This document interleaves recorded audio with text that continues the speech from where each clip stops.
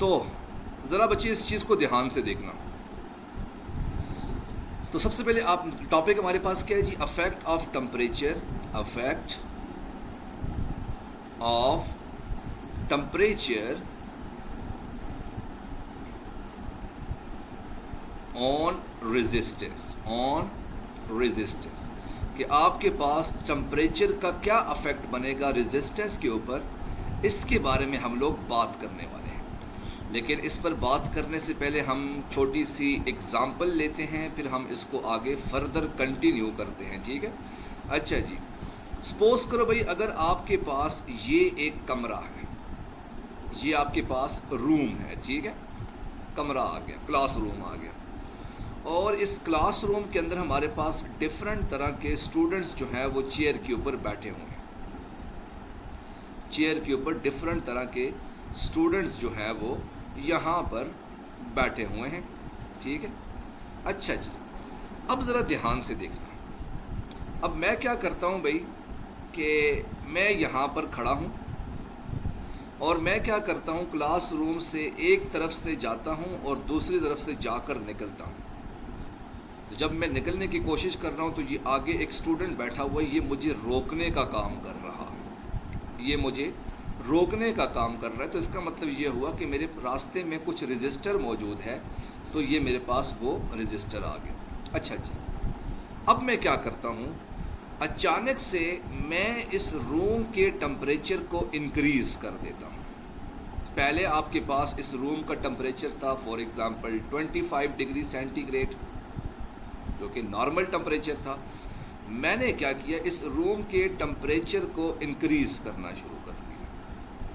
Assume करो भाई मैंने कितना इंक्रीज़ करना शुरू किया, मैंने इंक्रीज़ करना शुरू किया जी फॉर एग्ज़ाम्पल 50 डिग्री सेंटीग्रेड के ऊपर। तो जब 50 डिग्री सेंटीग्रेड के ऊपर टेम्परेचर इंक्रीज़ होगा तो होगा क्या कि ये स्टूडेंट्स जो हैं वो थोड़ा सा उछलना शुरू हो जाएंगे, अपनी जगह पर थोड़ा सा उछलना शुरू हो जाएंगे। ऐसी बात है कि नहीं? अच्छा जी, अब मैं क्या करता हूँ, इस टेम्परेचर को थोड़ा सा और इंक्रीज़ करता हूँ। कितना इंक्रीज़ करता हूँ जी, 100 डिग्री सेंटीग्रेड मैंने टेम्परेचर को इंक्रीज़ किया। तो जब मैंने टेम्परेचर को और ज़्यादा इंक्रीज़ किया तो होगा क्या कि जो पहला स्टूडेंट है ये छलांगे लगाएगा यहाँ पर, दूसरा स्टूडेंट यहाँ पर छलांगे लगाएगा, तीसरा स्टूडेंट इस तरफ से, चौथा इस तरफ से, पांचवा इस तरफ से। तो हर स्टूडेंट जो है वो कमरे के अंदर छलांगे लगाना शुरू कर देगा। क्यों? बिकॉज टेम्परेचर आपके पास काफ़ी ज़्यादा इंक्रीज़ हो गया। जब टेम्परेचर इंक्रीज़ हुआ तो अब मैं क्या करता हूँ, इस पॉइंट ए से पॉइंट बी की तरफ मूव करने की कोशिश करता हूँ। तो ऑब्वियसली मुझे अब ज़्यादा प्रॉब्लम होगी जाते हुए। क्यों? क्योंकि स्टूडेंट्स जो हैं वो एक जगह से दूसरी जगह पर छलांगे लगा रहे हैं। तो मेरे लिए ए से बी पर जाना काफ़ी डिफ़िकल्ट हो गया, काफ़ी मुश्किल हो गया। तो इसका क्या मतलब हुआ कि पहले अगर आपके पास टेम्परेचर कम था तो मेरे पास रेजिस्टेंस भी कम थी, लेकिन जो ही मैंने टेम्परेचर को इंक्रीज़ किया तो ऑटोमेटिकली मेरे पास रेजिस्टेंस भी इंक्रीज़ हो गई। तो ये मेरे पास अफेक्ट आता है जी, affect of temperature on resistance, तो ये मेरे पास आ जाएगा। अच्छा भाई, अब मुझे आप एक बात बताएं, इस क्लासरूम के अंदर क्या टेम्परेचर को इंक्रीज़ करने की वजह से, क्या टेम्परेचर को इंक्रीज़ करने की वजह से नंबर ऑफ स्टूडेंट्स की तादाद ज़्यादा हुई है कि नहीं हुई? नंबर ऑफ स्टूडेंट्स की तादाद ज़्यादा हुई? नहीं, नंबर ऑफ स्टूडेंट्स आपके पास सेम रहेंगे, ठीक है। तो इसका मतलब क्या हुआ कि इनिशियल रेजिस्टेंस आपके पास, नंबर ऑफ एटम्स आपके पास सेम रहेंगे, लेकिन जो ही आप टेम्परेचर को इंक्रीज़ करेंगे तो रेजिस्टेंस भी आपके पास इंक्रीज़ होना शुरू हो जाएगी। तो यही हमारे पास टॉपिक है, affect of temperature on resistance. तो ये इसका बेसिक कॉन्सेप्ट था। अब हम चलते हैं भाई अपने टॉपिक की तरफ, ठीक है। तो ज़रा ध्यान से देखना, अब इसको आपने सॉल्व कैसे करना है। तो पहला point, consider we take a wire, consider we take a wire, we take a wire having resistor R, having resistor are inside the wire, inside the wire, कि आपने एक वायर ली जिसकी रेजिस्टेंस क्या थी आपके पास, आर थी। तो ये मैंने छोटी सी डायग्राम ड्रॉ कर ली भाई कि मेरे पास ये एक वायर है, ठीक है। तो इसकी रेजिस्टर आपके पास क्या है जी, आर है। तो ये मैंने रेड कलर के एटम्स जो है वो ड्रॉ कर लिए, आपके पास ये मेरे पास रेजिस्टर आ जाएगा, ठीक है। अच्छा जी, अब पॉइंट नंबर 2। अब पॉइंट नंबर 2 आपके पास क्या होगा, sir no voice no slide. तुम एक काम करो बच्चे, तुम छुट्टी करो। अब पॉइंट नंबर 2 आपके पास क्या होगा, when the voltage, when the temperature is increase, when the temperature is increase, as a result, the temperature of the wire, the temperature of the wire is also increase, कि जब आपने temperature को increase किया तो हुआ क्या, आपके पास जो रेजिस्टेंस ऑफ द वायर है वो आपके पास इंक्रीज होगी। अच्छा जी, विच मीन डैट कि चेंज इन टेम्परेचर की वजह से आपके पास रेजिस्टेंस भी चेंज होगा, ठीक है। तो पॉइंट क्या आ जाएगा, which mean that change in temperature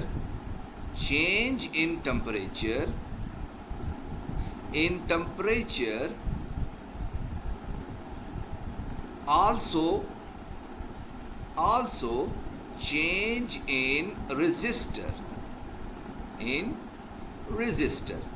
कि जब आप टेम्परेचर को चेंज करोगे तो रेजिस्टर भी आपके पास चेंज होगा।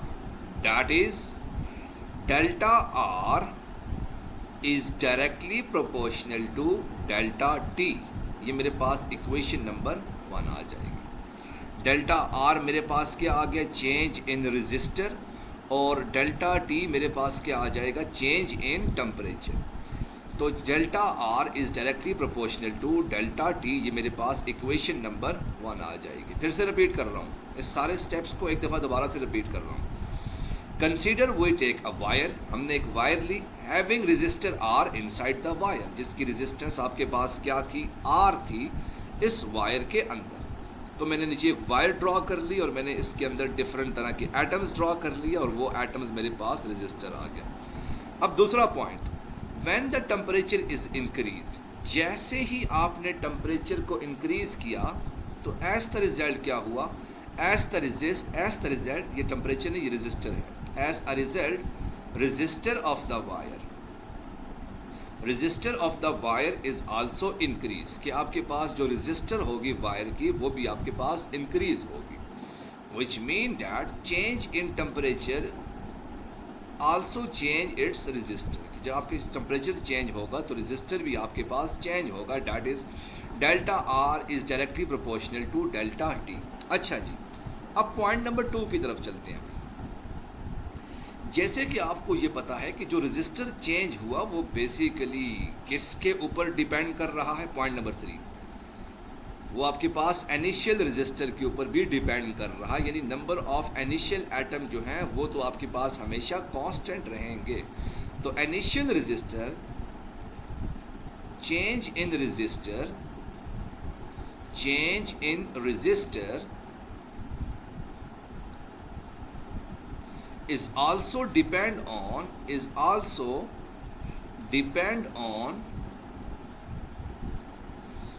initial resistor,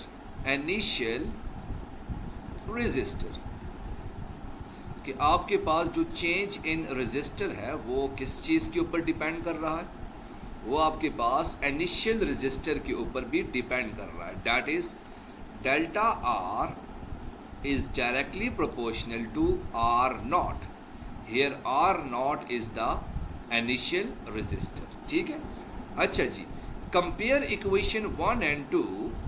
Compare equation 1 and 2. The result will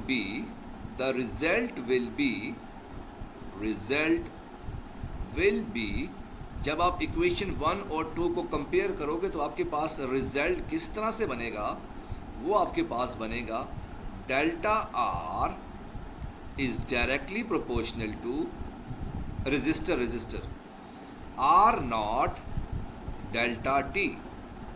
ठीक हो गया।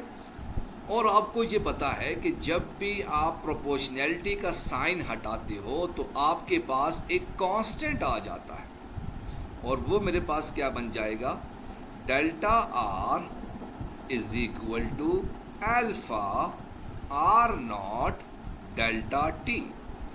यहाँ पर अल्फा मेरे पास क्या आ गया, here alpha is the coefficient of resistance. Here alpha is the coefficient of resistance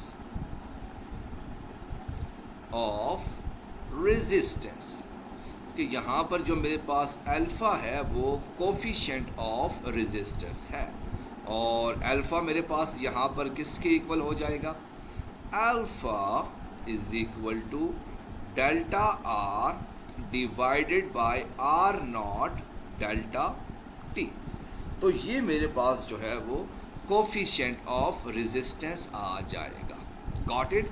फिर इसके बाद आप सबको पता है भाई कि पॉजिटिव कोफिशिएंट ऑफ रेजिस्टर और नेगेटिव कोफिशिएंट ऑफ रेजिस्टर, तो फिर आगे मेरे पास वो वाली बातें होती हैं, ये सबको पता होनी चाहिए। ठीक है, अच्छा जी, अब हम चलते हैं कुछ न्यूमेरिकल को सॉल्व करने के लिए, क्योंकि इसके न्यूमेरिकल्स जो हैं वो आपके पास काफ़ी, आप ये समझ ले, इम्पॉर्टेंट भी हो सकते हैं बोर्ड के पॉइंट ऑफ व्यू से भी, और इसके न्यूमेरिकल अल्फा ये इसके equal delta R divided by R naught delta T. अच्छा, सवाल पूछा गया कि सर इसकी डायमेंशन क्या होगी, तो आप ये देख लो, वो खैर एनएमडी गेट का सवाल है, तो ज़रा देख लेते हैं हम इसको एनएमडी गेट के सवाल के साथ रिलेट करते हैं। ठीक है, थोड़ा सब्र किया करो, तो एनएमडी गेट का एक सवाल आ जाएगा। वैसे मैंने सोचा था कि बाद में सवाल पूछूंगा, लेकिन इसको कुछ ज़्यादा ही जल्दी है मेरे ख्याल से, पता नहीं, ये समझती है कि भाई मैं जो है वो 6 महीनों में डॉक्टर बन जाऊंगी। ऐसे नहीं होगा बच्चे, तुम्हारा पूरा टाइम लगेगा। हाँ, अच्छा जी, अब एनएमडी गेट का सवाल क्या है जी, द यूनिट ऑफ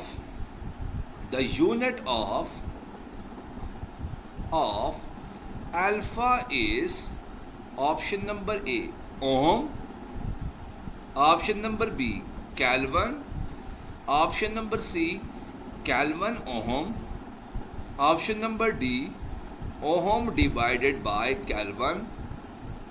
तो मुझे बताएं अल्फा की यूनिट क्या होगी। Option number A ohm, option number B kelvin, option number C kelvin ohm, and option number D ohm divided by kelvin. Exactly बस मैं यही चीज़ चेक कर रहा था कि स्टूडेंट्स जो हैं वो, अजी तो देखो डॉक्टर मिली रफ़ीक, यार मेरी बात सुनो, तुम अपने नाम से ना ये डॉक्टर का नाम हटा दो, तुम्हारे साथ ये डॉक्टर वाला जो कॉन्सेप्ट है ये ठीक नहीं लग रहा। हाँ, तुम यहाँ पर लिखो भाई बर्तन धोने वाली मासी, ठीक है, ये नाम तुम्हारे ऊपर बिल्कुल सूट कर रहा है, तो इसे थोड़ा सा ध्यान में करो, ये डॉक्टर तुम्हारे साथ सूट नहीं कर रहा। वो लास्ट ईयर क्या हुआ ना, सेकंड ईयर की बात बता रहा हूँ, नून वालों की, तो यहाँ पर हमारे पास एक लड़की थी, स्टूडेंट थी, और उसने अपना नाम रखा हुआ था जी डॉक्टर आशा, पता नहीं डॉक्टर आशा नाम रखा था कि क्या नाम रखा था, और वो थी इंतहाई निकम्मी किस्म की मासी, मतलब ऐसे ही वो भी तुक्के लगाकर आंसर देती थी। तो मैंने उसे कहा भाई कि तुम अपने नाम को चेंज करो, तुम्हारे साथ ये डॉक्टर आशा ठीक नहीं लग रहा।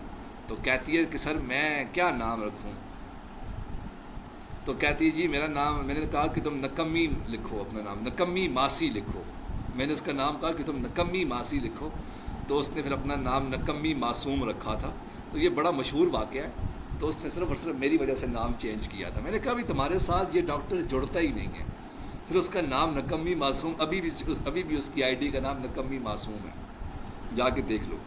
तो alpha is equal to delta R divided by R naught delta T, ये आ जाएगा। अब डेल्टा आर की यूनिट क्या होती है? Ohm, divided by R naught की यूनिट क्या है? ओहम। टेम्परेचर की यूनिट क्या है? केल्विन। तो ये कैंसिल हो जाएगा, तो ये मेरे पास बन जाएगा केल्विन -1। ठीक है, तो केल्विन -1 आपके पास राइट ऑप्शन है इसका। आगे चलते हैं बच्चे। अब हम एक दो सवाल करते हैं ताकि आपका कॉन्सेप्ट जो है वो क्लियर हो जाए। अच्छा जी, एक सवाल है आपके पास। सपोज करो भाई, अगर आपके पास एक वायर है, ये आपके पास वायर है, और मैं आपसे कहता हूं कि आपके पास इस वायर का जो रेजिस्टर है, इनिशियल रेजिस्टर, वो है आपके पास 10 ओहम। 10 ओहम आपके पास रेजिस्टर है, और आपके पास जो टेम्परेचर है, इनिशियल टेम्परेचर है आपके पास कितना है जी? फॉर एग्जांपल आपके पास 0 डिग्री सेंटीग्रेड। इनिशियल रेजिस्टेंस आपके पास 10 ओहम है और इनिशियल टेम्परेचर आपके पास 0 डिग्री सेंटीग्रेड है। अब मैं क्या करता हूँ, इस वायर की रेजिस्टेंस को, इस वायर के टेम्परेचर को इंक्रीज करता हूँ। यानी मेरे पास फाइनल टेम्परेचर कितना आ जाएगा? 100 डिग्री सेंटीग्रेड। फाइनल टेम्परेचर कितना आ गया? 100 डिग्री सेंटीग्रेड। और मैं ये कहता हूँ भाई कि मेरे पास जो फाइनल रेजिस्टेंस होगी उसकी वैल्यू क्या होगी? फाइनल रेजिस्टेंस की वैल्यू आपने निकालनी है जब आपके पास कोफिशिएंट ऑफ रेजिस्टेंस की वैल्यू है 0.1 केल्विन इनवर्स। अल्फा की वैल्यू आपके पास क्या है जी? 0.1 केल्विन इनवर्स। तो आपने इसकी वैल्यू को निकालना है। अब आप लोग इसको कैसे निकालोगे बच्चे? आपके पास फार्मूला है। फार्मूला आपके पास क्या है जी? Delta R is equal to alpha R naught delta T. That is, अब डेल्टा आर मेरे पास किसकी इक्वल है? R final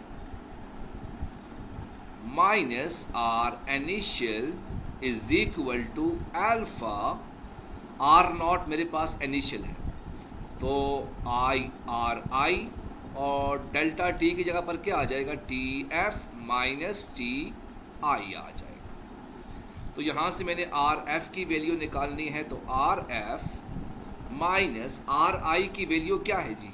10 ohm. तो यहाँ पर आ जाएगा 10 इज इक्वल टू अल्फा की जगह पर क्या आ जाएगा? 0.1।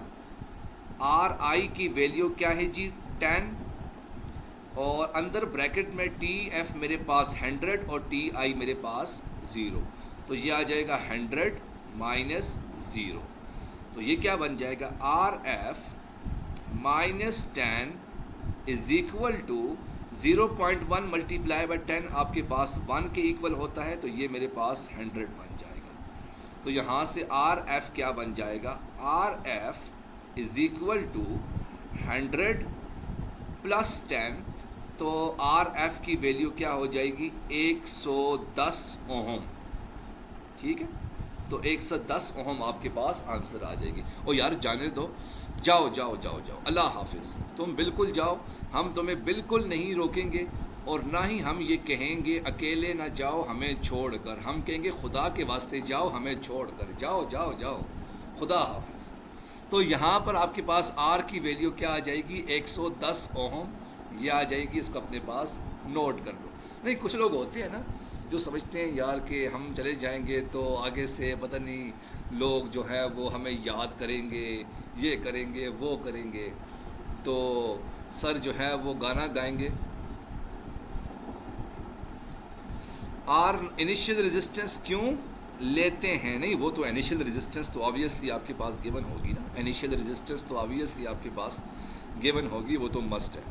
तो बच्चे ये आपके पास आर की वैल्यू आ जाएगी 110 ओहम आ जाएगी। ठीक है, तो ये आपने याद रखना है जी। अच्छा बच्चे, अब मेरा आपसे एक सवाल है आप लोगों से, बड़ा खूबसूरत किस्म का, और जिसने इसका आंसर दे दिया उसको मैं 1,000 करोड़ रुपया दूंगा। ठीक है, सवाल क्या है जी? If the temperature is increase, if the temperature is increase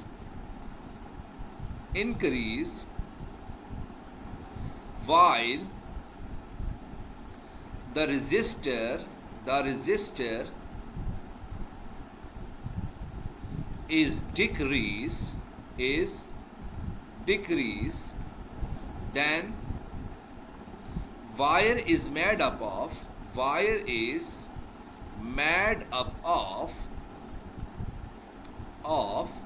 option number A iron, option number B copper, option number C iron आ गया, कॉपर आ गया, lithium, and option number D carbon. बताओ बच्चे, अब देखते हैं कि कॉन्सेप्ट किसका अच्छा है। बड़े ये कॉन्सेप्ट करते हैं ना, जरा पूछते हैं इन लोगों से।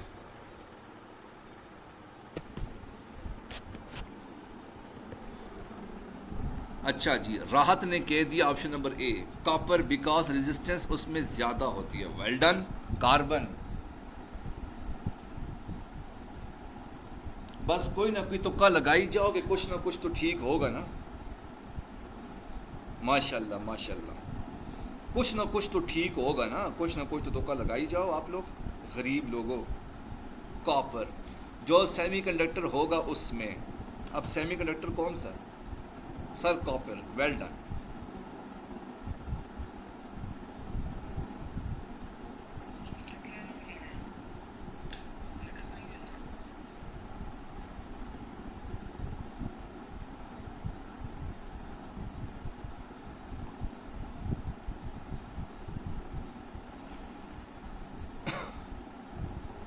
भाई जल्दी जल्दी मुझे आंसर दो, मेरे पास टाइम नहीं है, फिर हम अगले एमसीक्यूज की तरफ चलते हैं।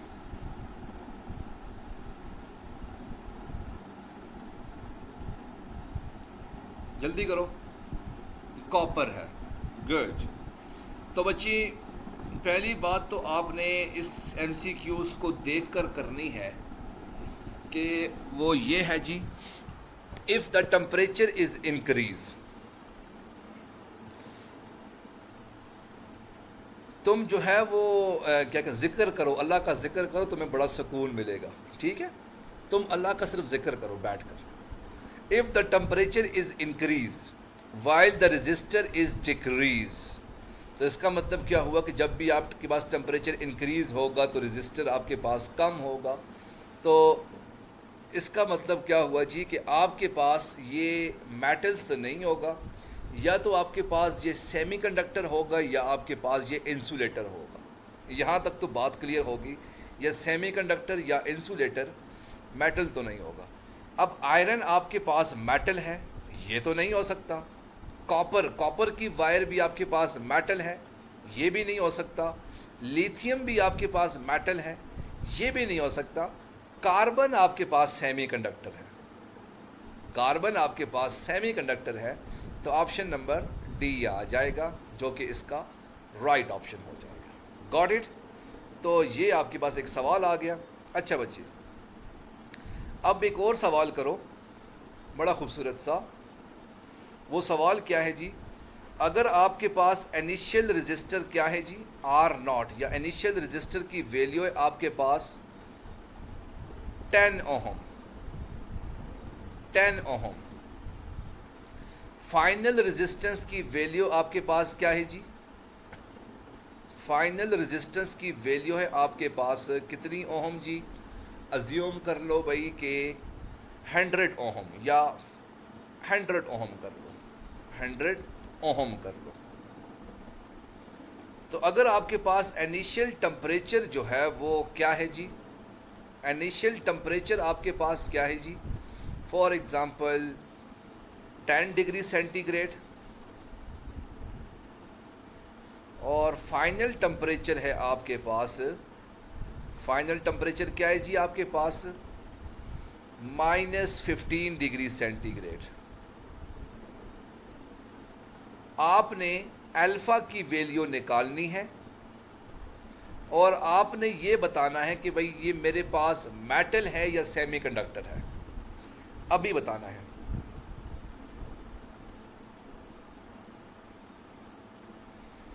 सर मैं बाहर आई हूँ, बैठने की जगह भी नहीं है, फिर भी ये हालत है, अब मैं क्या कर सकता हूँ।